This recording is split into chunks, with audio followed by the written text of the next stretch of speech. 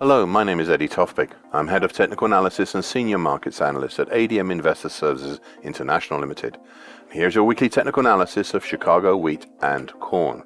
I'll start with Chicago wheat.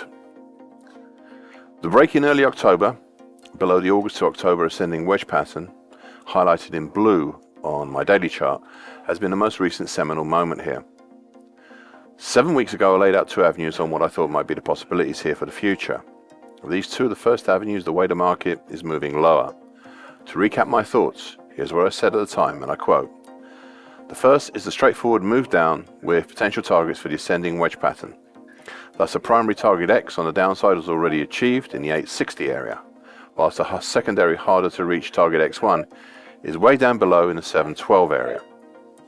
We went below all the moving averages and 2 weeks ago pushed significantly below the recent August low, with the lowest low and low close since September 2021.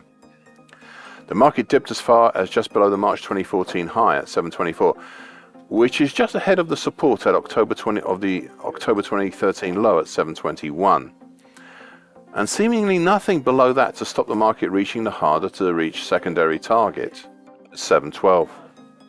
However, the March 2014 high and the October 2012 low were enough to hold the market up 2 weeks ago and start a small rise. However, this rise was not without indecision. By the middle of last week, we'd seen a third countering butterfly doji, a sign of intraday indecision, with also a daily indecisive spinning top and a daily indecisive doji cross in there as well over the last 3 weeks. The market is now approaching the overhead congestion created during July and August, which had held up the market in late October and early November between 780 and 843. Inside this congestion is the declining short medium moving average, currently 822, and the slowly declining medium moving average, currently 833. Interestingly, these two had made a dead cross, which is a lagging indicator, as recently as last Friday. So the question will be whether this rise has the power to tackle the congestion. At the moment, I'd say no, or at least not yet, as it does not look to have gathered enough ammunition over the last 3 weeks. But there is a caveat. For this, I'd refer back to my commentary from 2 weeks ago, and I quote: "Should prices start holding where we are now, above the old August low as well as the January 22 low, and even down as far as target X1, then there could, just could be the possibility of a very large double bottom. It's currently a remote possibility, but it would be remiss of me not to mention it. So caution." End of quote. Now, if you are looking for a bullish out of this current situation, that is as good an out as any. So watch to see what happens should the market rise into the 780-843 area, especially near the short, medium, and medium moving averages. Now, one final item. I've drawn a bear channel from October high, from the October high, and that's currently 675 to 826. I do not mean anything by it as yet, but I do know how the upper bear channel line is adding to the pressure of the short, medium, and medium moving averages. Chicago corn. A lot of things going on here, as you can see by the color-coded trend lines. Here are some of the key elements from my recent commentaries. First element is a reverse head and shoulder pattern over July and early August.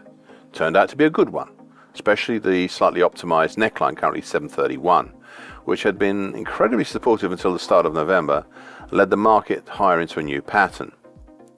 Secondly has been the impact of the long moving average, currently at 689. Earlier, this had tried to cap the market, but as it separated from the 50% Fibonacci line of the September 2021 to April 22 move at 661, its efficacy as resistance was being questioned. 7 weeks ago, it became both support and resistance, and 6 weeks ago, purely resistance. Then there was the most important of all, a pattern which the reverse head and shoulders pattern had led prices into, and that's the July to October ascending wedge pattern, which is highlighted in red trend lines on my daily chart. I personally found this to be the most elegant of all the elements. Mid-October, the market exited this pattern, and for a couple of weeks it seemed the prices were looking to see if there was enough bearish pressure out there to push prices lower. Well, 6 weeks ago, we found there was. Hence I initiated a primary target X for the break below in the 648 zone.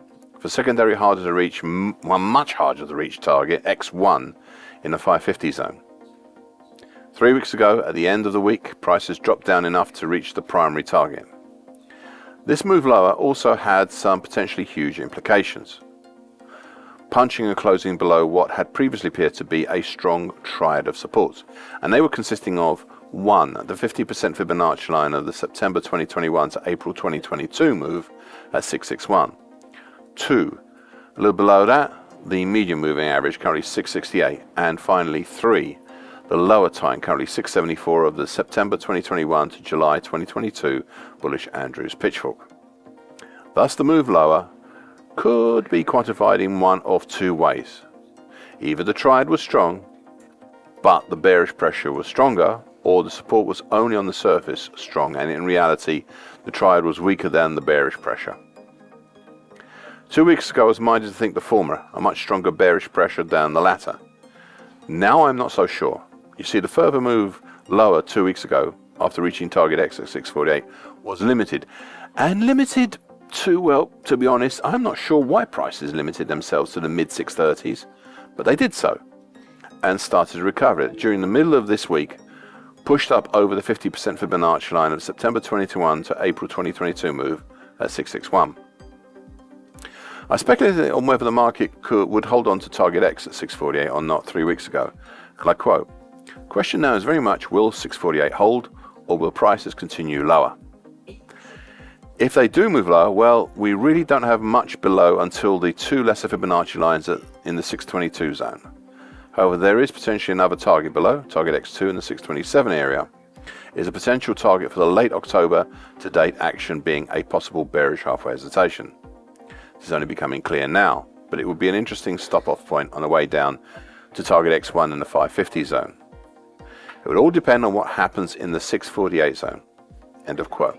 Now, I added 2 weeks ago, and I quote, "Since that initial move lower, well, it raises the question as to whether the market has indeed spent its fuel on the move lower.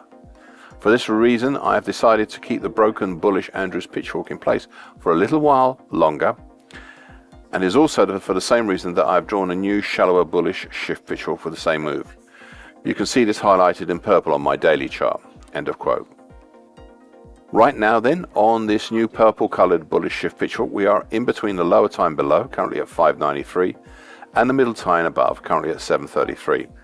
Now, I haven't retired target X2 at 620 in the 627 area as yet, but I'm I'm thinking about it. Thus we arrive at the newest addition to this colorful daily chart, the late July to early December bullish Andrews pitchfork, highlighted in bright green. The reason why this is interesting is because how the market has traveled along the lower time, currently 652, utilizing it as support, with the lower time of the older bullish shift pitchfork, plus the short medium and medium moving averages above, rising overall, but pressing down on the market nevertheless. This rising market, is slowly getting squished, and at some point something will have to give way. Thank you for listening. This weekly broadcast gives you essential market patterns and consequences. Please be aware of the risk disclaimer posted with this broadcast. Copyright ZD Tofpik and ADM Investor Services International Limited. Here comes the final bit.